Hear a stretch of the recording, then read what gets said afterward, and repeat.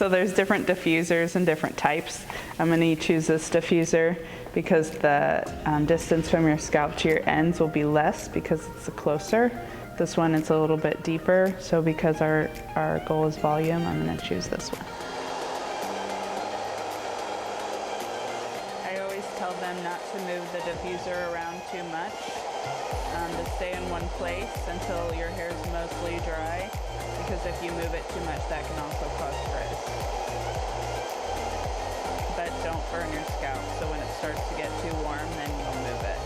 You also want to put the top of the diffuser against the scalp so the airflow doesn't blow your hair around and cause frizz. So for this part, a lot of clients want to know how they can achieve this at home. So my recommendation and what I do is just turn your head to the side, put and diffuse it this way. Here, it's easier for me and for the client if I diffuse them backward. You can also hold on to your door frame. I do that as well at my house. Tilt my head, that way I can get a better angle and get the back at natural fall. So I set my blow dryer on medium airflow and medium heat. Medium airflow because you don't want the air to flow too fast and make the hair frizzy. Medium heat because we don't want to put too much heat on the curls. There's two different clips that I use. There's the smaller clips and the bigger clips. For Anastasia, because the goal is volume, we're gonna go with the bigger ones. Usually before I clip, I have them shake their hair because curls can get caught, and then lean forward and shake. That way it knocks the curls out and to where they like to fall naturally. So these clips are 2-prong clips. When you're getting clips, you want to make sure they have the space all the way down. There are some that have a bar right here. You want to make sure that you get the one that doesn't, because then that won't work. So with clipping, you want to make sure you put the 2 prongs down on the scalp, close together, about a finger width apart. You don't want to go too far out. That'll make the curls look gapped and weird. You also don't want to go in with them open. Again, that will cause gaps. You want it to look as natural as possible. So down on the scalp, while the clips are on the scalp, I'm going to open, crisscross, and then clamp. And now there's hair in front and behind the clip. I'm going to fix it. Curls are perfectly imperfect, so we can also change the positioning of the clip. That way they're not all staggered the same way. So this one, I'm going to go to this side, open on the scalp, crisscross and clamp.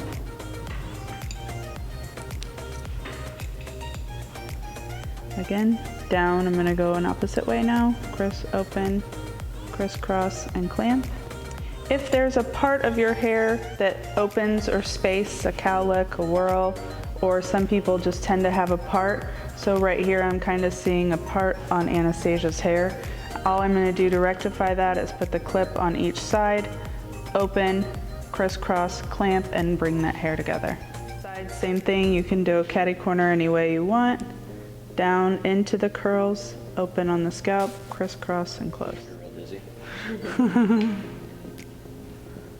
The reason why I wanted to use Anastasia as a model today is because when she first came to me, her hair was very tight curls, but very weighted down. It was really long. So we really wanted to give her boost and volume. Also at her root is really weighed down as well, so the reason why we use the products that are volumizing and plumping is to expand it at the root, as well as use big clips to expand it at the root. So Anastasia is my model for taking your hair when it's kind of fine and weighted and lifeless and really giving it a lot of bounce and volume. So in the salon, once your hair is damp at home, you would clip it and then just air dry. Some people do have a hood dryer, so this is just one that you could get at like any beauty supply store. And then the reason why I put the cape around it is to hold in the air because of her length, to really dry her length. What I do and what a lot of people do as well is on their way to work, you just put your car on defrost and that'll take the rest of the moisture out of your hair.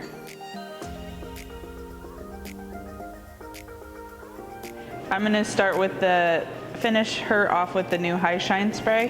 I'm going to spray 2 pumps in my hand because it's very concentrated and I don't want to spray it directly on her hair. So you want to scrunch the crunch. So the product forms a cast and the hair looks wet, so you want to scrunch it in like you took it out. At the root, I say shake, don't rake.